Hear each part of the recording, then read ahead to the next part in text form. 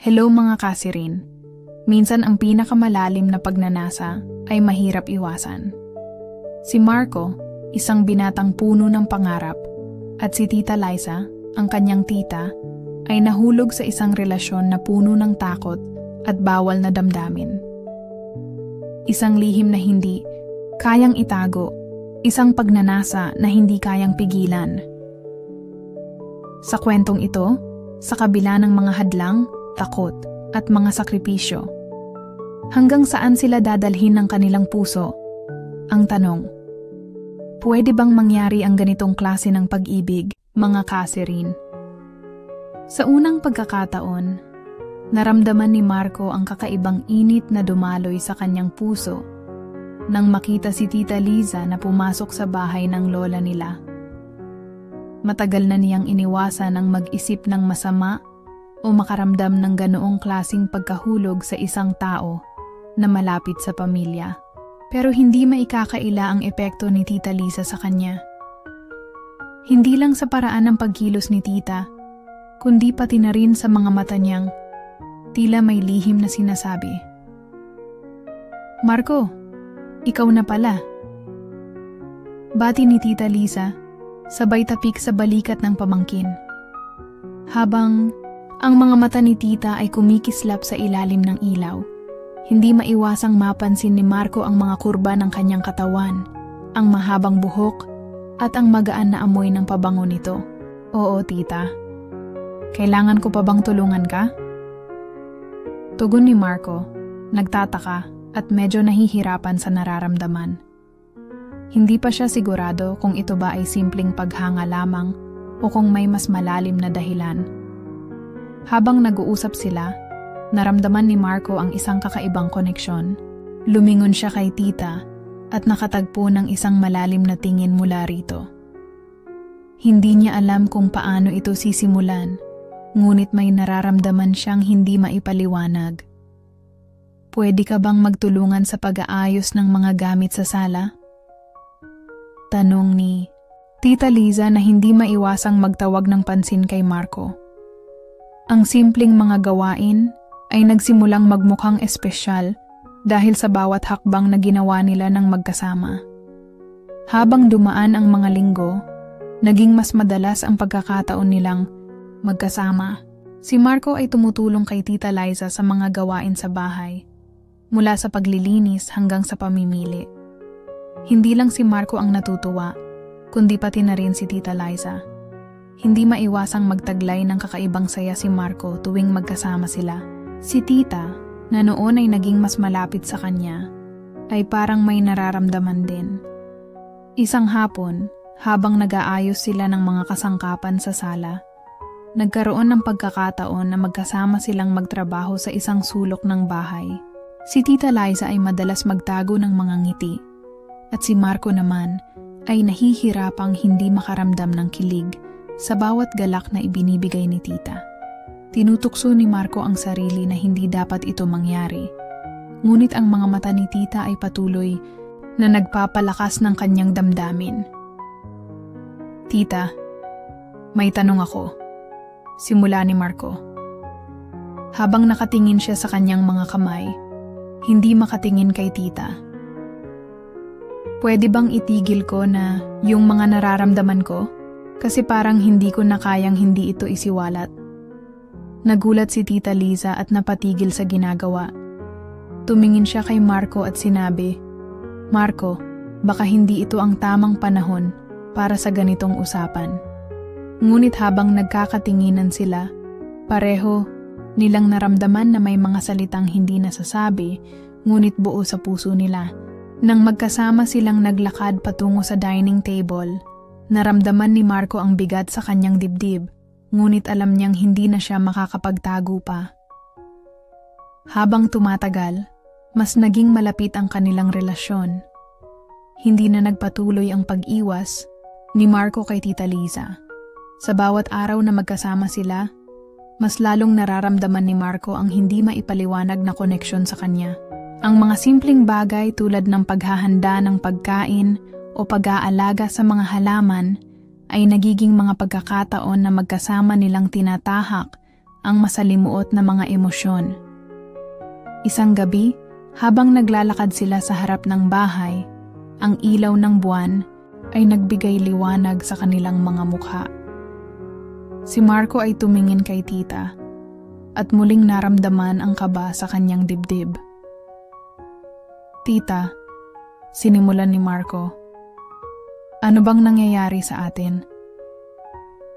Si Tita Liza ay hindi agad sumagot. Tiningnan lamang niya si Marco at pagkatapos ay nagpatuloy sa paglalakad. "Marco, hindi ko alam. Pero may mga bagay na hindi natin kayang kontrolin." Si Marco ay patuloy na nag-iisip kung anong ibig sabihin ni tita. Hanggang isang gabi, habang magkasama silang nag-uusap tungkol sa buhay at mga pangarap, biglang nabanggit ni Tita Liza, "Alam ko na masakit, pero hindi natin kayang pigilan ang nararamdaman natin, Marco." Hindi alam ni Marco kung paano sasabihin kay tita ang nararamdaman. Ngunit naramdaman niyang hindi na siya makakapagtago pa. "Tita, mahal kita. Hindi ko kayang itago ito." Sa mga salitang iyon, parang isang puwersa ang nag-udyok sa kanila upang magbukas ng bagong kabanata. Hindi nila alam kung anong magiging epekto ng kanilang nararamdaman. Ngunit sa mga pagkakataong magkasama sila, parang sila na lang ang mundo ng bawat isa. Habang magkasama sila sa harap ng telebisyon, isang tahimik na gabing lumipas. Si Tita Liza ay dahan-dahang nakatulog sa kanyang upuan, ang ulo ay dumapo sa mga throw pillow. Ang malamlam na ilaw mula sa lamp sa tabi ng sofa ay nagbigay ng isang romantikong tanawin, at si Marco, na hindi pa rin makapaniwala sa nararamdaman, ay nagmasid sa bawat detalye ng mukha ni tita. May mga pagkakataon na hindi mo mapipigilan ang nararamdaman, at sa gabing iyon, ang bawat minuto ng katahimikan ay nagsimula ng maging magaan at puno ng kuryente sa pagitan nila.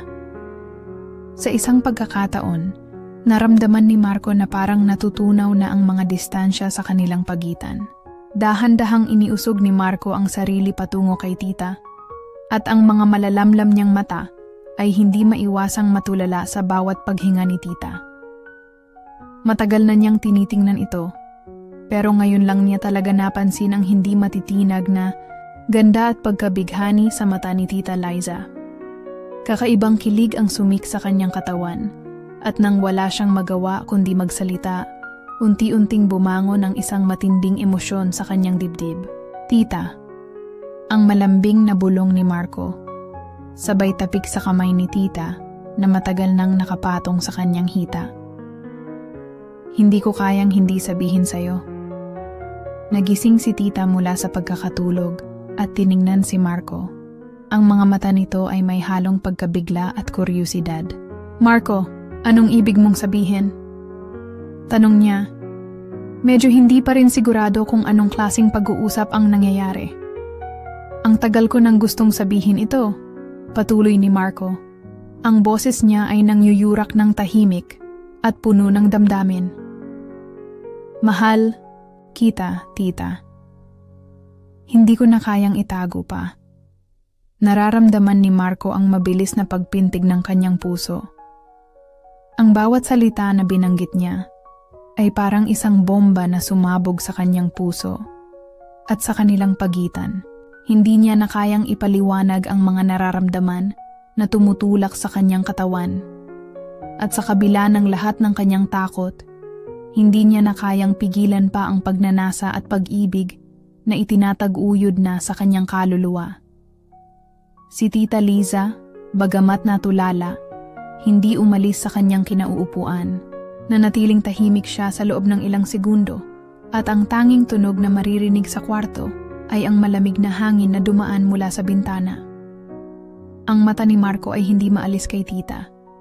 Nagtagpo ang kanilang mga mata, at sa isang iglap, parang nagkaroon sila ng hindi mabigkas na koneksyon. "Hindi ko alam kung anong nangyayari sa atin," mahinang sinabi ni Tita Liza. Ang kanyang boses ay nahirapan at puno ng takot. "Pero hindi ko kayang itanggi. May nararamdaman din ako." Dahil sa mga salitang iyon, ang buong katawan ni Marco ay nag-init. Ramdam na ramdam niya ang kabigatan ng mga salitang iyon. At sa bawat segundo ng katahimikan na sumunod, ang mundo nila ay nagsimulang magbago. Si Marco ay lumapit kay Tita Liza. Dahan-dahan niyang iniabot ang kanyang mga kamay at iniangat ang ulo nito upang itaas ang kanyang mukha at tinitigan siya ng mata sa mata. Mahal na niya ito at hindi na niya kayang itago. Sa isang impromptu na sandali, dahan-dahang nilapit ni Marco ang kanyang labi sa mga labi ni Tita Liza. Hindi na nila kayang magpigil pa. Ang kanilang mga labi ay nagtagpo, hindi na umaasa sa mga salita. Isang matamis at mahaba na halik ang nagpasabog sa loob ng kanilang puso at isipan. Unti-unting hinubad ni Marco ang kanilang suot. Tila wala nang naging hadlang sa gabing ito ang edad at hangganan nila. Naramdaman ni Tita Liza ang init ng parte ng katawan ni Marco na pumasok sa kanyang nagiinit din na katawan. Dito muling na-feel ni Tita Liza ang tunay na kahulugan ng pagmamahal. Ang mga labi ni Tita Liza ay malambot at nagbigay ng isang matinding pagnanasa na nagbigay sa kanila ng lakas ng loob upang magpatuloy sa kanilang damdamin. Nang bumangon si Marco upang magpalit ng pwesto, ang katawan niya ay tila naglalaban sa kanyang mga nararamdaman. Gusto niyang magpatuloy, ngunit hindi niya alam kung tama nga ba ang kanilang ginagawa. Marco, mahinang bulong ni Tita. Anong nangyayari sa atin? Hindi ko alam kung ito ang tamang bagay. Ang mga salitang iyon ay nagbigay daan sa isang dagok sa kanilang puso. Alam nilang may malaking hadlang sa kanilang relasyon, pero sa mga sandaling iyon hindi nila kayang pigilan ang init ng kanilang nararamdaman. Kinabukasan, ang mga mata ni Marco ay matamlay habang nagsisimula siyang magising mula sa mga pangarap ng nakaraang gabi. Ang gabi ng kanilang unang halik, ang mga salitang hindi nasabi, at ang nararamdamang kuryente na tumagos sa bawat himaymay ng kanyang katawan ay tumatak sa kanyang isipan. Hindi pa rin siya sigurado kung anong ibig sabihin ng lahat ng iyon. Pero isang bagay ang malinaw. Hindi na siya maaring magbalik sa dati. Habang binabaybay ni Marco ang hagdang-hagdang daan papunta sa sala, nakita niyang si Tita Liza ay nag-aayos ng mga kasangkapan sa harap ng malaking salamin.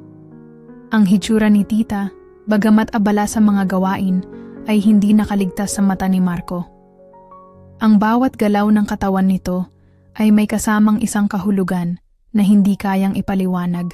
Si Tita Liza, sa kabila ng pagiging matatag, ay may malalim na kalungkutan sa mga mata. Alam ni Marco na hindi ito isang simpleng bagay. "Good morning, Tita," bati ni Marco. Ang kanyang boses ay medyo mahina, puno ng kaba at pag-aalinlangan. "Good morning, Marco," sagot ni Tita Liza, ngunit may halong pagkabighani sa tono ng kanyang boses. Hindi na nila tinanong ang isa't isa kung ano ang nangyari kagabi. Ang parehong mga puso nila ay nahulog at hindi nila kayang magbalik sa walang kabuluhan. Habang nag-uusap sila tungkol sa mga simpleng bagay, si Marco ay hindi maiwasang mapansin ang mga mata ni Tita. Tumingin siya sa kanya na may kabuntot na tanong, isang tanong na naglalaman ng takot at kalituhan. "Tita, ano ang mangyayari sa atin?" Si Tita Liza ay hindi agad sumagot. Nagpatuloy siya sa pagtutok sa kanyang ginagawa, ngunit sa bawat galaw ng kanyang kamay, may nararamdaman siyang unti-unting pagkabalisa. Napansin ni Marco na nagdadalawang isip si Tita sa mga susunod na sasabihin. Kaya't naglakas loob siyang magsalita muli. "Hindi ko alam kung anong nangyayari, pero naputol ang kanyang tinig at ang kanyang dibdib ay nagsimulang magkabog ng mabilis. Mahal kita, Tita. Hindi ko na kayang itago pa. Hindi ko kayang baliwalain ang nararamdaman ko." Ang mga salita ni Marco ay isang malalim na hininga na tumagos sa puso ni Tita.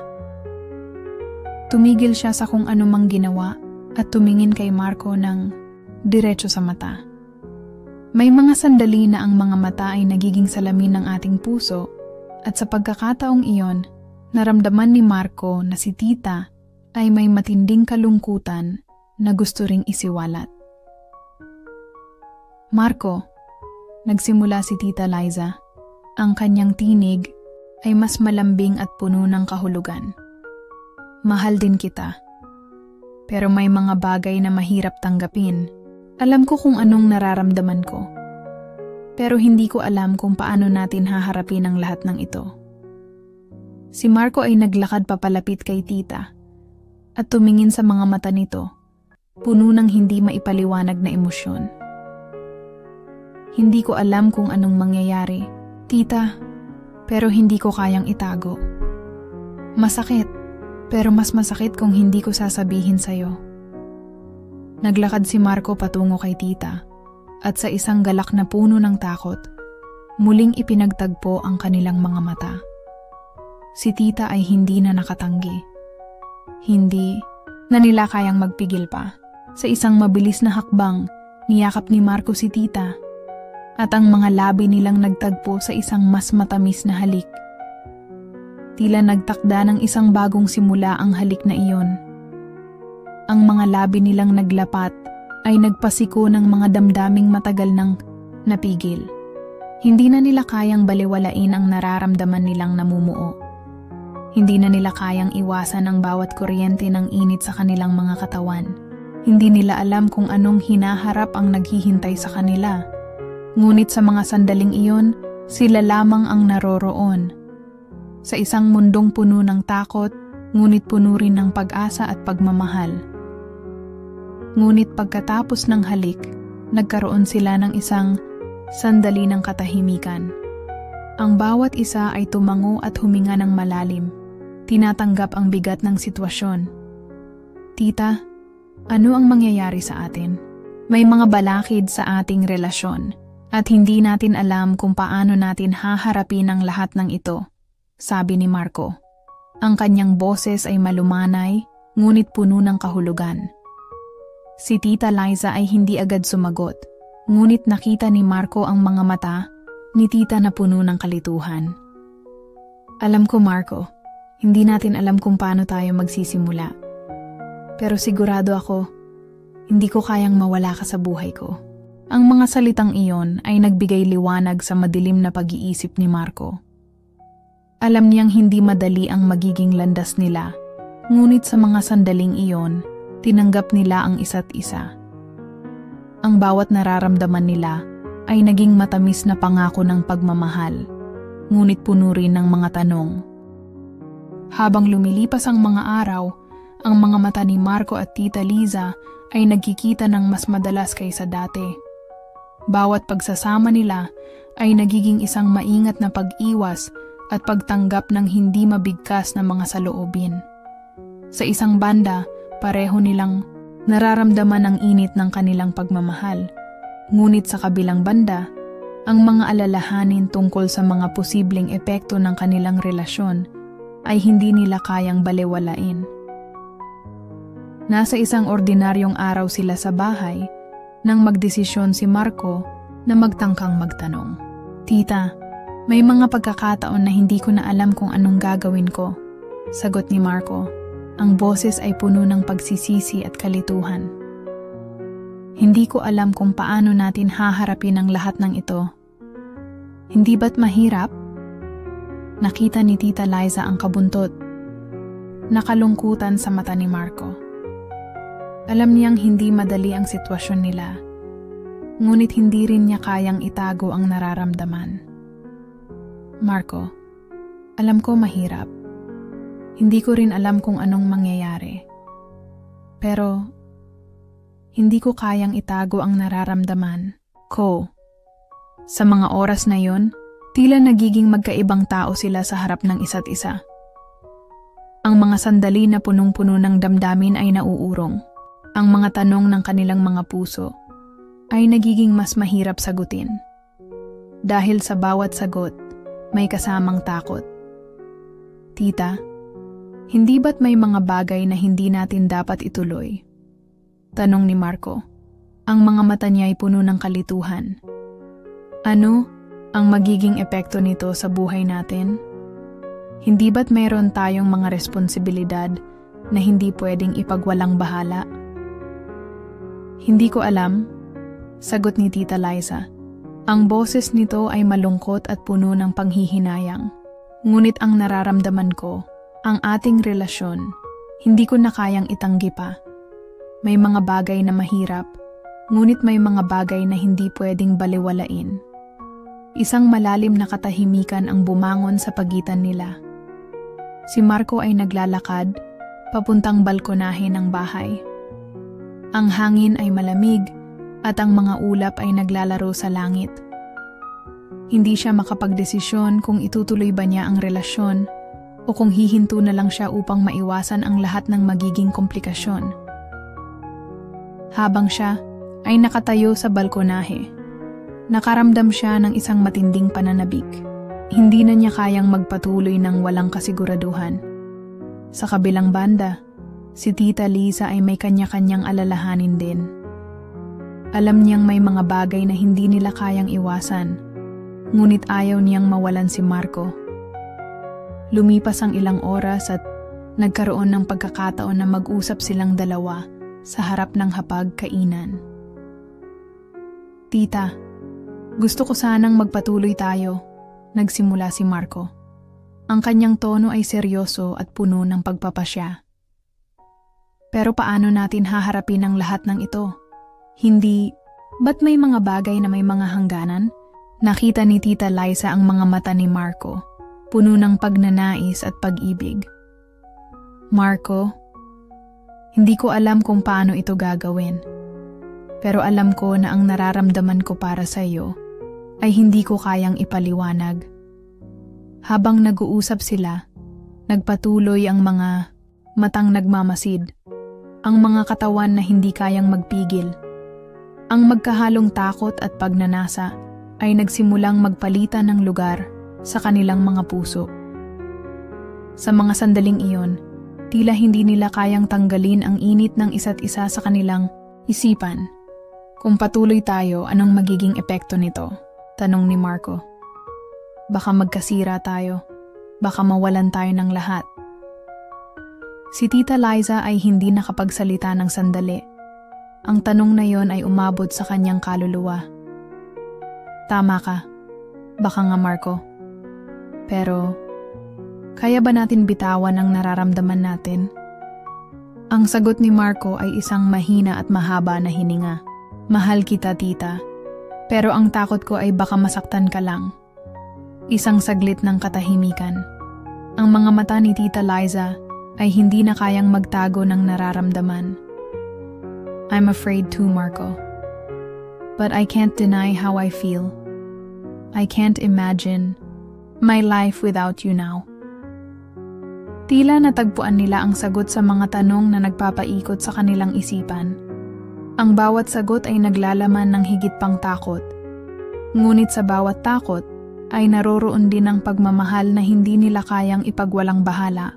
Kung minsan, ang pinakamahalagang hakbang ay ang magtiwala, hindi lang sa isa't isa, kundi pati na rin sa kanilang mga sarili. Kinabukasan, hindi na muling pareho ang araw para kay Marco at Tita Liza. Matapos ang kanilang mahabang pag-uusap, ang mga saloobin nila ay naglalakbay sa iba't ibang direksyon. Walang ganap na kasiguraduhan, ngunit isang bagay ang klaro. Ang kanilang nararamdaman sa isa't isa ay hindi na kayang pigilin o itanggi. Habang nagtatagpo ang kanilang mga mata, parang ang bawat sandali ay nagsisilbing sagot sa mga tanong na matagal na nilang itinagong sa kanilang sarili. Habang nagsimula na ang araw, nakaupo si Marco sa harap ng isang maliit na mesa. Nagbabalik tanaw sa mga saloobin ng nakaraang gabi. Sa kabila ng takot at pag-aalinlangan, isang bagay na lang ang tiyak sa kanya. Si Tita Liza ang tanging babae na kayang magbigay ng kasiyahan at pag-ibig sa kanyang puso.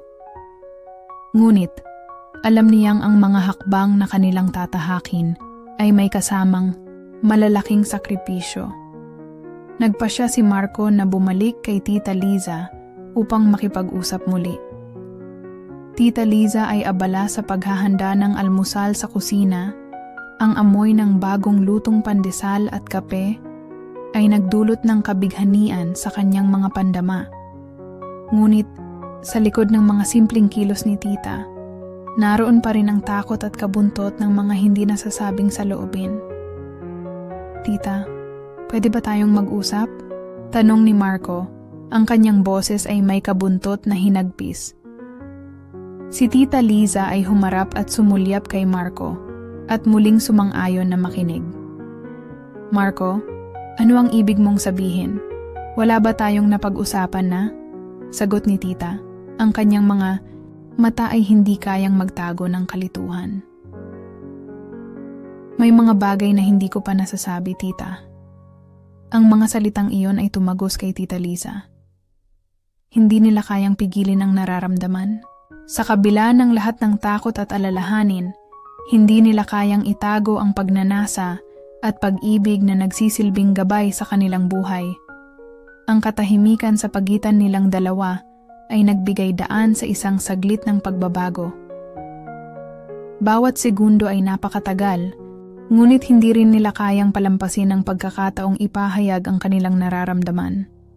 "Alam ko, Tita," nagsimula si Marco.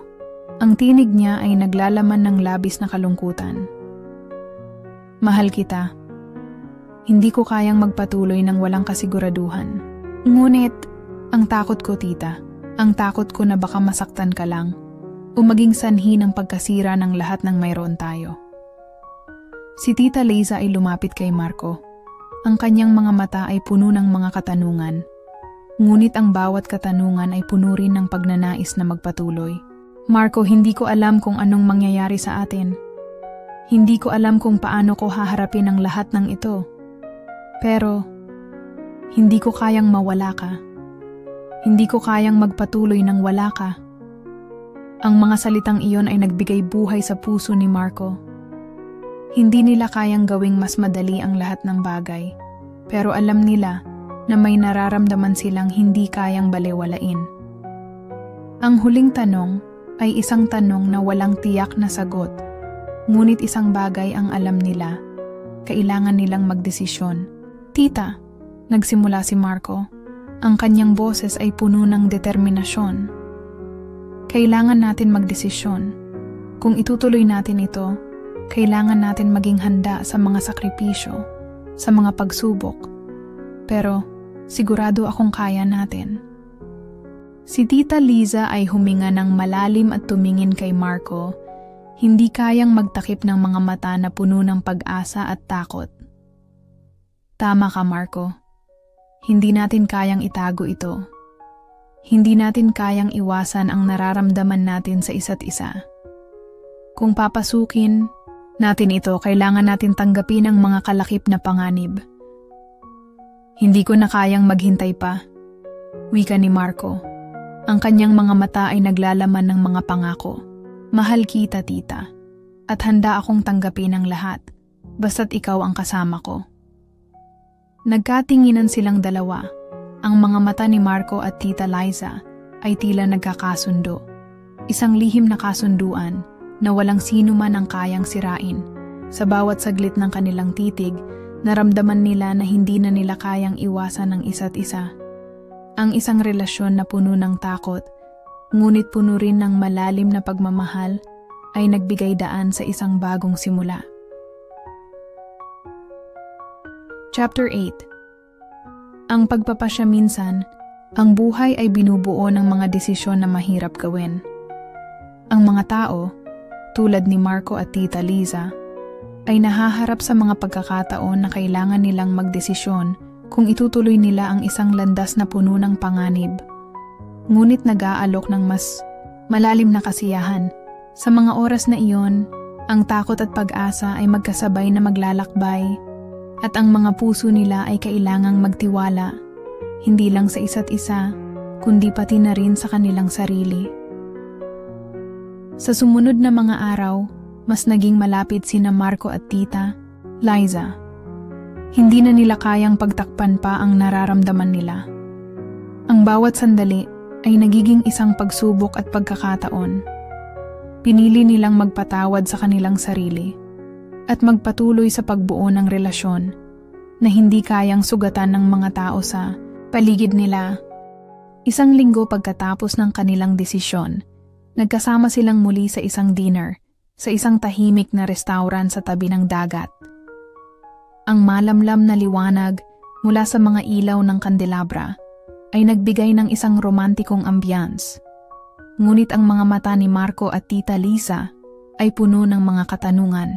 Hindi nila alam kung anong mangyayari pagkatapos ng gabing ito. Ngunit sa mga sandaling iyon, tila lahat ng mga alalahanin nila ay nawawala. Ang mahalaga ay ang magkasama sila. Tita, mahal kita, wika ni Marco. Ang mga mata niya ay puno ng seryosidad. At kung ang ibig sabihin nito ay pagtanggap sa lahat ng pagsubok, sa lahat ng sakripisyo, handa akong magpatuloy. Si Tita Liza ay huminga ng malalim at ngumiti ng mahina. Marco, hindi ko kayang magpatuloy kung hindi ko nakikita ang hinaharap ko kasama ka. Mahal kita at handa akong magpatuloy kahit mahirap. Ang mga salita ni Tita Liza ay nagsilbing gabay sa kanya. Sa mga sandaling iyon, hindi nila kayang isuko ang isa't isa. Kaya, nagdesisyon sila na magpatuloy kahit ang buong mundo ay maaaring magtangi sa kanila. Sa huli, ang pagmamahal ay mas mahalaga kaysa sa mga hadlang na kanilang kinaharap. Ngunit, hindi nila alam na may mga mata na nagmamasid. Hindi nila alam na ang kanilang desisyon ay magsisimula ng isang serye ng mga pangyayari na hindi nila kayang kontrolin. Nagpatuloy ang kanilang relasyon sa kabila ng lahat ng pagsubok na kanilang hinarap. Hindi nila kayang balewalain ang mga matang nagmamasid sa kanila, ngunit natutunan nilang yakapin ang kanilang pagmamahal. Sa bawat araw na lumilipas, natutunan nila na ang tunay na pagmamahal ay hindi palaging madali. Minsan, kailangan nilang magsakripisyo, magtiwala sa isa't isa, at magsanay ng pasensya. Ngunit sa mga simpleng sandali ng kasiyahan, ang mga hapunan nilang magkasama, ang mga masayang pag-uusap, at ang mga lihim nilang tawa, naramdaman nila na sapat na ang kanilang pagmamahalan. Isang araw, si Marco at Tita Liza ay naglakad sa tabing dagat. Habang magka-holding hands, nararamdaman nila ang init ng araw at ang simoy ng hangin na sumasalubong sa kanilang mga katawan. Nasa harap nila ang isang bagong buhay, ang buhay na puno ng pagmamahal at puno rin ng mga pagsubok. Ngunit handa silang magpatuloy, magkasama. Marco, kung susubukan natin, kailangan nating tanggapin ang lahat ng darating, sabi ni Tita Liza. Ang kanyang mata ay puno ng pananabik at pag-asa. Hindi ako natatakot, tita, sagot ni Marco. Basta't ikaw ang kasama ko, wala akong pakialam sa kung anong mangyayari. Mahal kita. At sa mga salitang iyon, natutunan nilang hindi kailangang magkaroon ng mga sagot sa lahat ng tanong. Ang mahalaga ay ang magpatuloy sila sa paglalakbay na magkasama. Ang paglalakbay ng pagmamahal, sakripisyo, at pag-asa. Ang kanilang pagmamahal ay magpapatuloy, hindi sa isang madaling daan, kundi sa isang daan na puno ng kabiguan at tagumpay. Hindi nila alam kung anong hinaharap, ngunit handa silang tanggapin ito, magkasama. Sa pagtatapos ng kwento ni Marco at Tita Liza, natutunan nilang ang pagmamahal, bagamat mahirap, ay may kapayapaan na dala. At sa bawat hakbang na tinatahak nila, alam nilang magkakasama pa rin sila, sa kabila ng lahat